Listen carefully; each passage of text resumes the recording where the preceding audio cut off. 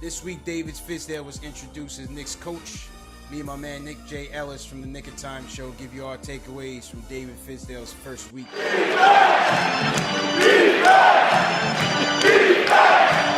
Nation, what's good? It's your boy CP, the NY Fanatic. My man J. Ellis from the Nick of Time show on the other side. This is the Postgame Live podcast.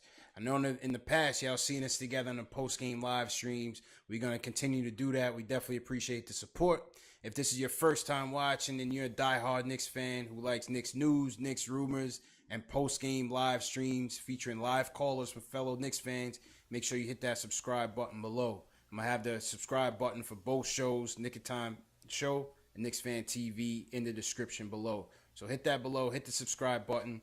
Most importantly, hit that notification bell too, because if you don't hit the notification bell, you won't know when the live streams are happening as they happen. So Facts. Very important to hit that bell, hit the subscribe button, hit the thumbs up, and let's get it going. So, Jay, man, the first week of Fizdale press conference was earlier this week, this past Tuesday. We had the three-brother triumphant. The first time we had a black president, a black GM, and a black head coach together. Wakanda forever, man. Wakanda forever, bro. Wakanda forever, baby. We in here. We in there. We in there, man. You know what I'm saying? So, like I said, man, it was good to see that, as African-American, it's good to see us, continuing to break barriers in industries, especially sports. But, yeah, it was nice to see that. But, more importantly, going into the Fizdale press conference, right off the bat, he had us all cracking up when he went right at Moutier.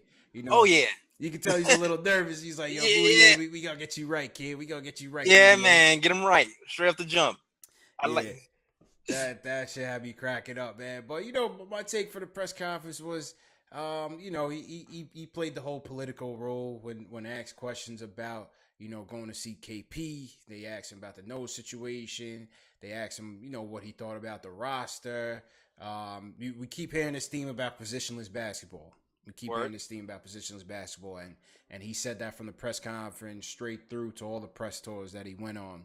So it's going to be interesting to see what he really, really thinks about, especially our guards and how he goes forward in trying to develop some of these guys. Oh, most definitely. Most definitely. I agree with you, everything you just said. But my first thoughts on him, just without even getting into like specifics in basketball, I just like the feeling of his arrival compared to everybody else's. It just felt like, right, man. Yeah, it felt right, man. Really good feeling. Yeah, it felt right. It felt real. It felt like he was engaged. It felt like he was able to connect with the people in front of him in the audience. You kind of feel like he's like a leader for real, and without even involving X's and O's and strategies and things, I seem like he can just kind of bring people together for like a common goal. He's a good salesman, man. He's a good salesman. Yeah. But what also I liked the approach that our Wakanda team kind of took the things. Like they really did their homework. Yeah. It was apparent. They interviewed 11 coaches. It was a thorough search, man. Very thorough search. It was not a Phil Jackson thing where he was falling asleep during meetings and having everybody else do something. No, they were involved. You found out during the press conference that they called Pat Riley and were talking to him. Yo, that shit was crazy, bro. Like when I heard that, I was like, Pat the Rat is really trying to help the Knicks. That shit caught me off guard, man. But way that was respect, off guard. Man. That was respect. I still hate him though. Well, that was respect. Fuck Pat Riley. Fuck Miami Heat forever. Listen, man. It was good to hear. It was good to hear. And I said in a previous video that Fizdale coming from that Riley coaching tree. It's a commitment to excellence. It's a commitment to defense. And you heard that. And conditioning. Conditioning. Moutier, that's what he preached. Facts. That's why he aired out Moutier quickly, because I still can't understand how you 21 years old and go through a whole NBA season and everybody from your old coach, your new coach, your old coach and Larry Brown, and the new coach and Dave Fizdale is all saying you was out of shape. Perry was saying he was out of shape. Like I just don't get it. But He Hey, gonna learn. he gonna learn. He gonna learn today. He gonna learn today. But yeah, you know that Riley way of doing things, man.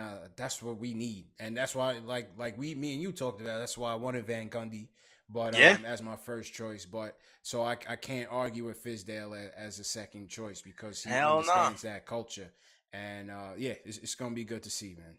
Yeah, he understands that culture, and a lot of the guys on the Knicks seem very excited about his arrival. Tweets were flying everywhere. Take that for data tweets from Tim Hardaway Jr. Facts. Cantor is hyped. Cantor was optimistic, even though we want him gone. At least I I'm want him. not saying we like that. I know you will. I'm on the fence on that. You know, I'm a Cantor fan, but that's a whole other issue. That's a whole nother issue. That's a whole other show. Whole nother issue, man. So what else? They touched on the Noah thing and what he's gonna do with Noah. Word. Basically, the response was, "It's a fluid situation. We're gonna see. All options is on the table." I mean, me personally, bro, I've been saying this to you all year. I thought Noah could have helped us in times last year, and I think he could still help us this year. Most definitely, man. I'm not saying he should have been playing 30 minutes a game, but because we had a glut at that big man spot, but there were certain times during the year when we had injuries, where we had defensive lapses, and you have this guy who was known for defense on the bench. Inject them in there for some energy, man. Facts. Especially there was a time when he did pretty well playing versus the Pelicans. Pelicans. Him and Boogie was going at it. Him and Boogie was going at it for sure. He drove him crazy now because now he has the Hulk Hogan blonde beard. But hopefully, my man went to the Amazon. He was exiled into the Amazon after Jeff Hornacek mushed him out of practice, exiled him into Amazon on all this job blessing and spiritual awakening. Bro, listen, man, get your ass back here for camp and be in shape. You had all year and last year after he was on them damn steroids to get in shape. Let's go. I mean, I feel like he'll be in shape. I mean, I feel like he is, man. I kind of feel like. I mean, he came back. He had 27 abs last summer when he came back from the steroids and stuff. Yo, that was the steroids, man. Don't let that fool you. That man was on that HGH. I don't know. I think some of it has long-lasting effects. I think the abs are still there. Yeah, even boy Noah was on that LeBron. I already know LeBron got that prescription, bro. It's gonna come out sooner or later. LeBron and that he on that TB12 laboratory shit, man. Yeah, man. I know. I might, as much as I'm not a LeBron fan, I might have to get those. Yo, I'm telling you, man. But yeah, I mean, with the Noah shit, yo, it's a realistic possibility that we could be down 3 big men when you count KP injury. KO is gonna opt out. He rightfully so. He deserves a raise, whether it's here or not. We'll see. Because it seemed like these guys want to get under the cap, and then the Cantor situation. Steve Mills was basically asked this week, like, what's going on with that? And basically he was like, yo, the ball is in his court. Opt in. He can opt in. He didn't say opt in or get out, but he pretty much said it. He said it, but he didn't say it. You know what I'm saying? So, yeah. I mean, it is what it is. I mean, we'll reach that gap. We'll reach that bridge when we get there. Yeah. But overall though, I kind of feel I like that Fizdale is a development coach. I feel like he's gonna get these guys on the right track, get them in shape, get them playing defense. Yeah, and it's going to carry over that accountability. The accountability that Jeff never really had going for him. Man, these guys, he gonna have these guys running through walls, man. He's gonna have these guys running through walls. And I still feel like the Beasley haters out there, Beasley under Fizdale, I feel like it's gonna be nice. My personal opinion, but that's another show as well. You know what? Like I say, just don't overpay for him. I don't know what's the market really gonna be for Beasley. I'm not sure. I don't know. But it's like that's a whole nother show. Like really, the Cantor thing is gonna be like a domino effect of what happens next and who has what money. Yeah. Because I know this is not on the topic, but really, if Cantor opts out, you have more options. If Cantor opts in, then we have to keep KO. And then I know Beasley might want more money, but he would probably have to. Yeah, it's like I don't see the 3 of them. It's going to be either 1 out of 3, 2. It might be. It might exactly. He might have to make a choice. He might have to make a hard decision at that. Make a choice because I don't think Dolan ain't gonna pay the luxury tax and go over the cap for a team that's gonna be dead ass. Nah, you know what I'm saying? I think because they're gonna try to get under that cap, and that's why they was like with Cantor. Basically, they like, we'll let you rock for another year. Yeah. after that. You know what I'm saying? But if you opt out, you're on your own, pal. Straight up. Yeah. Yeah. Straight up, man. Straight up. You know what I'm saying? But back to Fizdale. So, he went on his media circuit, went on with the Pope, Mike Francesa. You know what I'm saying? And one of the things that I like what he said was in terms of what the fans can expect, he say you could expect some toughness, conditioning, hard working, high character guys. That's what he wants to bring in here. And he keeps going by that theme. Actions is going to speak louder, but like I said, I feel like I'm comfortable with his approach, and I'm comfortable with management's approach in letting him work. They got to let him work, man. Let him do his thing. You got to bring the pieces around him, but let him do his job. Most definitely, man. Most definitely. And I think what's going to work with this, they seem to be on the same page this time. Yeah. They definitely seem to be on the same page. They were all same page to position as basketball, which is why they even got Moody in the first place. Facts. When all the Knicks fans was like, "What the hell? Why are we getting another point guard?" Facts. But Facts. they all seem to be on the same pace, and I think it's gonna. Hopefully, it works out. I hope so, man. I just think this management is just seen that the old way is not working. We won one playoff series in the last 20 some odd years, man. It's bad, bro. It's bad. Hey, you know what? That's another thing they actually they kind of emphasized during the press conference was they are not into the quick fixes this season. We can't do it. We're not going to be trading half the team in our assets for a free agency market. I don't think that's going to happen. So the Kawhi Leonard dreams, that's not happening. Anybody on the list, that's not. No, we're keeping our assets this time, and we're going to try to build slowly. Not going to miss any steps. We're going to go from the ground up. And once we get all the assets we need, then we'll start to maybe even look for some trades a la the Boston Celtics or something like that. Facts. One thing I'm gonna be curious though with Fizdale. See on this press tour, in his first week, he's gonna be the politician. He's gonna say, "I love this guy, I love that guy." Oh yeah. He compared Lance to Draymond. I mean, people got up in arms. You can't buy into that shit, man. He compared Moutier. He said Moutier got D-Wade potential and all this shit. Like, nah. We know that's just talking. You know what I'm saying? And listen, any coach should want to motivate his players. You know what I'm saying? I'm for gassing all of them. I'm for all that. Yeah, I'm definitely for it. I mean, as motivation. As a viewer, we all right. Come on, but I'm for the gas. Facts. I'm for the gas. You know what I'm saying? Motivate them. So but really though, it is really most importantly is Frank and how does he view Frank? We talking about positionless basketball. I said to you a lot of times, like, if Frank don't crack the point guard's position, he's gonna be coming off the bench. You know what I'm saying? Yeah, it's gonna be interesting to see how we use him because I feel he's too valuable defensively to just have him rotting over there. Facts, man. That's what I'm saying. He's gonna be our best perimeter defender. Yeah. So it's like it's a conundrum, really, because it's like, do you put Timmy at the 3 to slot Frank in at one of the guard positions? Yeah, there's a whole mess of problems with this roster when it comes to the balance, the scoring, the defense. Like, all right, like you paying Hardaway $72 million, so he's gonna think he has to start. But you're like, well, maybe. But then you also start to think, well, maybe he's better off the bench. But then where is the scoring going to come from in the first unit? It's a conundrum. It's like it's a lot of balance issues mixed with. It's a lot of things to work out. That's why the Frank thing is just so intriguing to me. And Fizdale went on the Get Up show on ESPN, and here's what he had to say about Frank. It's been a strong rookie class, and a lot of people felt like maybe the Knicks didn't take the right choice in Ntilikina. So what do you see for him as it relates to a prospect? I see a possibility with a two-way player. The kid takes real pride in defending. He's got big-time wingspan. He's a combo guard. I think we get him to where he's knocking down that 3 ball every single time, feet set. His shot's already looking pretty good.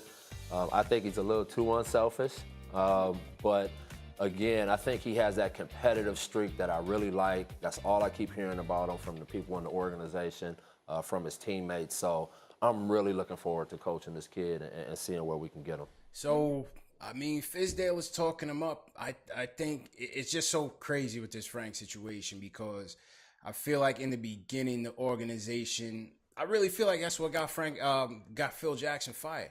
Because I really think, and Alan Hahn had alluded to it, I think Mills and them really wanted Mitchell. And I think Phil was gung-ho on this Frank pick from the triangle perspective. Well, I mean, you disagree with that? Nah, what got Phil Jackson fired was he was trying to let Melo out of his contract without getting any trade assets. So you think it was the Melo situation that got? No, it was the Porzingis situation that got. Yeah, it was definitely the Melo situation. That's what I read. It was like he was trying to get Melo out of here by any means necessary, and he was going to let Melo out of his contract and get nothing in return. Right. And then Dolan was like, "Oh hell nah," put a stop to that, and then thankfully we got something in return. Well, I'm sure it was a comedy of errors that got Phil ousted out of here, and rightfully so. Yeah. But on the Frank thing, I look at it as I really do think most people in the organization were leading Donovan Mitchell. Phil chooses Frank, I think, mainly because he found him to fit the triangle that he was forcing on this whole organization for the past 3 years. And now it's like, well, we've seen that this kid has a potential, especially on the defensive end. What now? You know what I'm saying? And that's going to be the elephant in the room. It's like, can Fizdale really help propel this kid, especially on the offensive side, where he's really going to lift this team? Like, what is Frank going to be? I have complete and utter confidence that Frank is going to develop into something, man.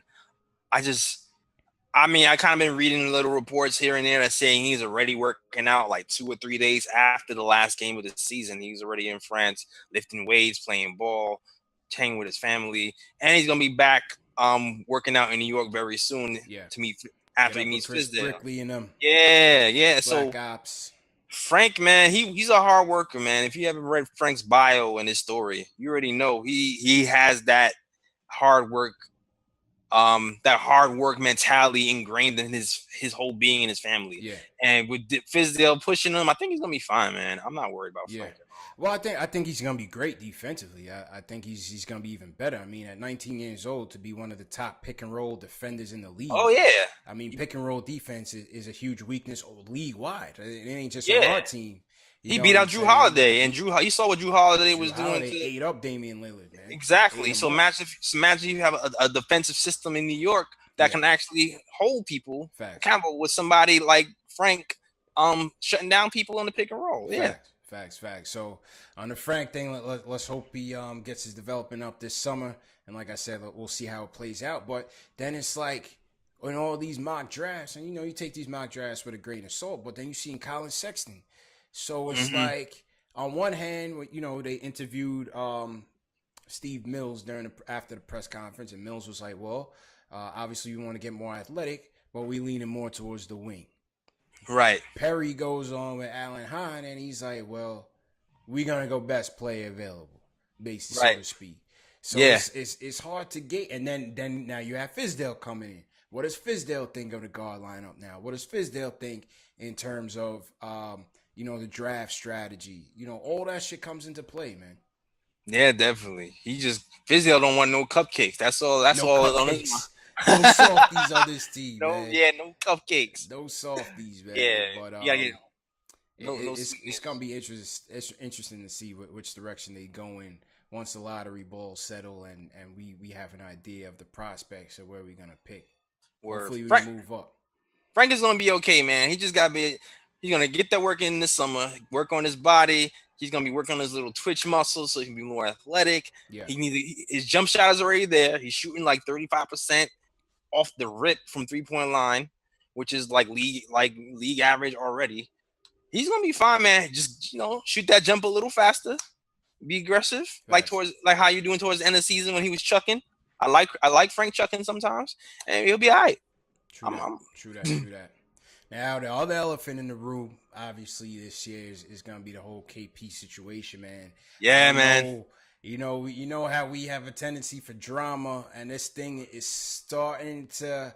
I feel like it is starting to. When the kettle start to boil a little bit, like you start hearing that. You know what I mean? Little by little by little by little.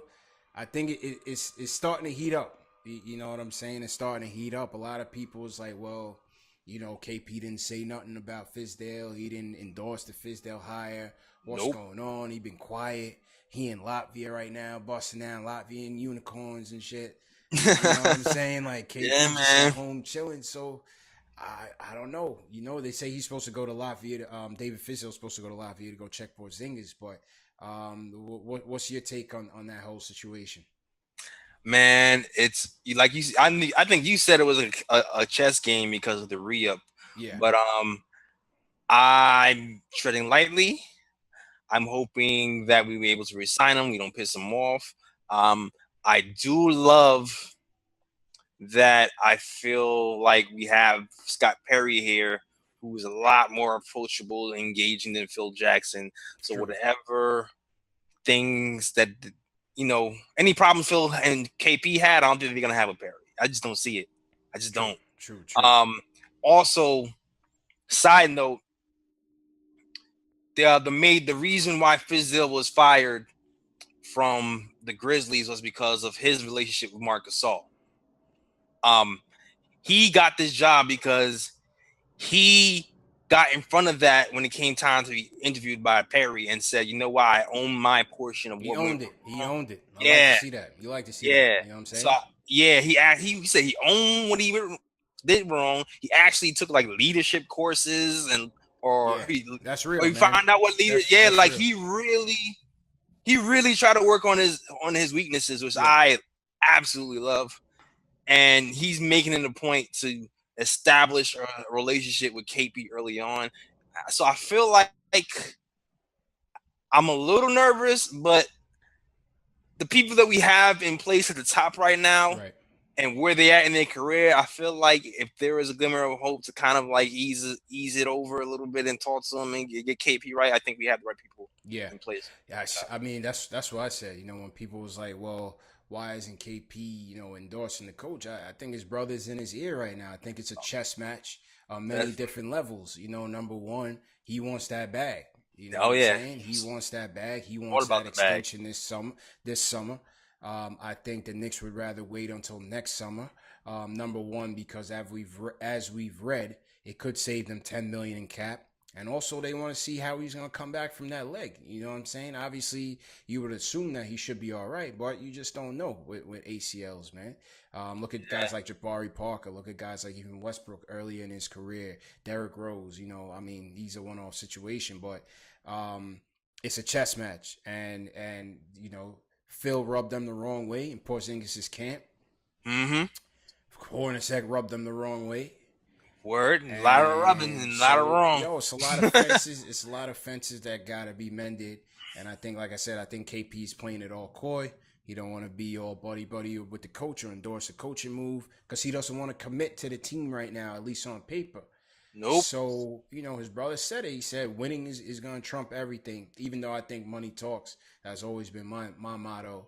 It's going to be interesting, man. But it depends on the person, man. Some people really go after the bag, and some people really go after the situation. I feel like there was a time even Lance Thomas could have left. I feel like Lance Thomas, the time when we re-signed him, I felt like he might have been able to get a couple more dollars somewhere else because he had a good year, but he wanted to stay in New York. So it's not always about the money. Some people do take the money. That's for damn sure. Facts. Typically younger players. Facts. So it's gonna be interesting, man. And I give credit to Fizdale. He wants to jump out ahead of it and get out there, probably explain himself with the Marc Gasol situation. And, hell yeah. Build that bridge early. Early with KP and go talk. Word, man. Let him know we want him to be the franchise and all of that, and rub his ego and all of that. You know what I'm saying, man? So, word. Good move, calling him the megastar on television. Good move. I mean, he's actually. I feel like it's true, but still. Facts. Let him know he's behind. Let him know that you behind him. Facts. So let's go to this cut. Fizdale was also on the Get Up show, and they asked him about his relationship with KP or what it could potentially be. Let's hear what Fizdale had to say about that. Hopefully it works out. What about Porzingis? I know you're excited about coaching. Oh my goodness, I'm just so sad that he's hurt, but I have to be patient for that one. But, it's 7-1, does everything, ultra competitor, big time worker. I just hope I can add to his game, put him in positions to be, a MVP candidate, if not the MVP, defensive player of the year candidate, if not the defensive player of the year. I'm asking him to do everything. No doubt. But that's what megastars do. So, he said he's going to push him. He's going to push him to the limits, but that's what the stars do. So, you can't fault Fizdale there. I think he's saying all the right things. As he should. Let's see if KP buys in, man. Most definitely, man. I think Fizdale can do it too, man. Fizdale has that Fizdale has a reputation of developing guys, and KP is a perfect person to develop. He improved Gasol's and Conley's numbers, I believe, under his tenure, has been shooting more threes. So, I mean, why not do the same thing for KP? I'd be excited. I'm really excited. What's your take? Another interesting debate. I've seen a lot of people and a lot of people leaving comments on the Instagram and YouTube and the social media circuits. What's your take on KP potentially playing the 5? I see a lot of people advocating, especially with Ken on the way out. A lot of people saying, well, he blocks KP at the 5, this and the third. What you think about that? In terms of full-time minutes, like, you really think KP can handle the 5 at full-time? No. That's my thing. I don't think so. I don't think so, man. I know statistically it makes sense for him to be at the 5 because his strength is blocking shots. He's like I think he was number 1 or close to number 1 in the NBA in blocking shots 10 feet at the end. And for you to be 10 feet in, it would be better if you were closer to the basket, right? True. 2, he is a 4, but he's had problems guarding 4s his whole career. True. Closing out on the shooter. I actually felt like he took a couple of steps last season towards trending right on guarding the 4 a little bit better. But that still could be, a little bit better as well. It's hard to kind of just guard stretch 4s and be able to help. So the paint. Yeah, that's true too. That's true too. So it's a tough situation. Yeah. Like you do that by case basis, man. Sometimes I feel that's what I say. I think it's a situational thing. I think it also depends on if Canner walks. Do we get someone? Do we have a shot at a Mo Bamba if we crack the top 5? Do we get somebody in the second round? A more rugged power forward that can help do the rebound. Because my thing with KP playing at the 5 is like, offensively, who's rebounding? You know what I'm saying? Who's going to rebound? So I think it's a lot of different ways you could look at it. Sure, at the 5, in spurts, he could be tremendous, have a tremendous advantage. But I'm not sure if it's something we want to do full time. I don't know. I feel you. I mean, I kind of feel like if it's a situation, if he's at the 5, you put KO at the 4. That's how I think about it. Starting though, I don't know. I like KO as his role as the backup general for that second unit. I understand. I'm only thinking about that if Cantor opts out. I mean, I understand though. It's a lot. It's a lot to think through. It's a lot to digest, man. But hey, it's still early. Off season just shaping up. Let's see what happens, man. But I think it was a successful first week for David Fizdale. Yeah, man. Got all over the place in media circuit. If you wanted Dave Fizdale facts and news and all the little tidbits about how there's a lot out there. Man. Facts. Real quick on the second topic, it looks like we're hearing some rumors about the coaching staff being shaped up. We're hearing names like Nick Van Exel could be returning to Fizdale's side.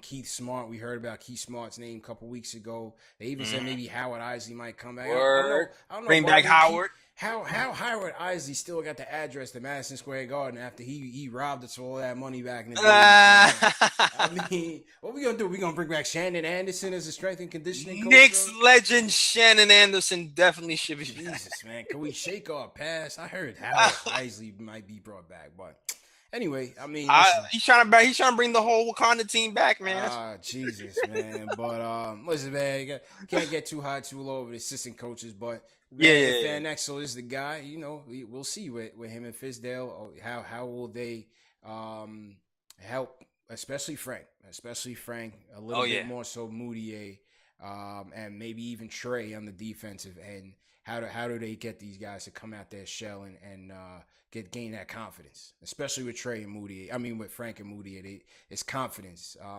Fizdale even said, you know, he knows with Frank his ability to be too selfish at times. So yeah, you know, maybe Nick the Quick might be that guy to help him show out a little bit.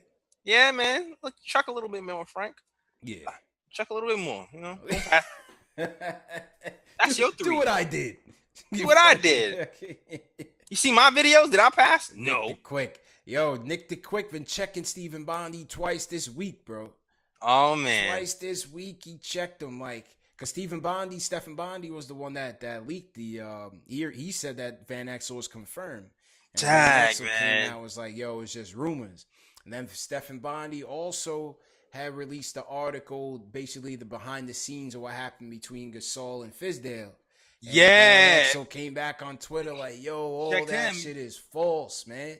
What? Yeah. So basically, he just checked them. Like, I think there was the part where they went into the locker room and said that, you know, Fizdale told Gasol he wishes he was more, or Gasol told Fizdale he wishes he was Popovich and Fizdale was James.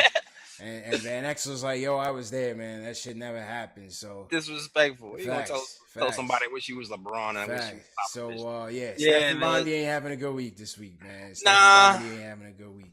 Hell of the week goes to Stephen Bondy. Facts. So we'll see how the coaching staff continues to shape out. I don't know. It might be too late for Woodson. I'm not sure. I think I would have thought Woodson would have been here by now if that was the case. But I don't think Woodson is going to be on that staff. How crazy is that, yo? Because didn't Woodson have Fizdale as an assistant coach? How crazy? Hawks. Yeah, like why you ain't let my man get a job, man? Like, come on, man. It's like, damn, I was your mentor, bro. You can't Facts, bro. Yeah, you doing Woodson greasy, man. Woodson just out there like, I'm available. You know what I'm saying? Hey. Facts. Throw me a line. Facts. Last but not least, Tuesday, May 15th, 7:30 Eastern. We find out where we will be drafting. The NBA lottery draft show will begin. Where will the Knicks pick? Is it going to be number 9? Will we get number 1? Who knows? Most importantly, join us for the live stream right here on YouTube. Like I said in the beginning, hit that subscribe and the notification bell on both our pages. Don't want to miss it. We're going to be talking about the lottery. We're going to be talking about our prospects. Most importantly, we're going to take your live phone calls. You could join us on the YouTube chat. Yo, it's a dope show. Don't miss it. Tuesday, May 15th, 7:30. Freeze those envelopes. Let's get it. Like I said, man, we appreciate the support. May 15th, this Tuesday, 7:30 p.m. Eastern. Check us out. NBA Lottery live stream, the Knicks fan live stream. Call us up. Hit the YouTube chat. Air it out. Let us know what you think, man. Let us know who you want to draft. Hopefully we get lucky, man. Cross your fingers, man. Number one pick. I feel it. We got to get lucky sometime, damn it. You got to get lucky, baby. Adam Silver, freeze those envelopes. Freeze it. Let's go. Peace. 1.